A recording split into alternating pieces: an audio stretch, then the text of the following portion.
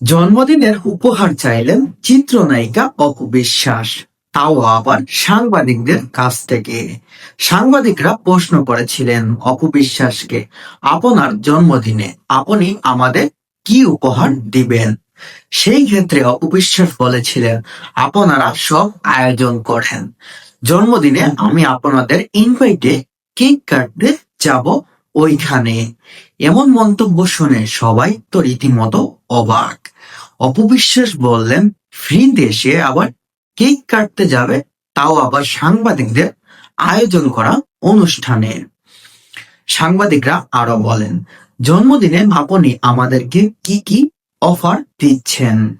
অপবিশ্বাস বললেন, আপনাদের সবার জন্য খাওয়া দাওয়া ফ্রি, সাথে আমার সেলুনে আপনাদের সার্ভিস ফ্রি আমার জন্মদিনে। এমন কথা কজন নায়িকার মুখ থেকেই শোনা যায়।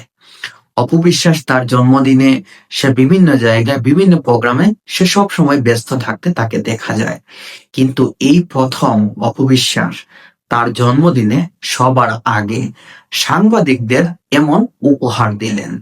এই উপহার পাওয়ার পর হয়তো অনেক সাংবাদিক খুশিতে আত্মহারা হয়ে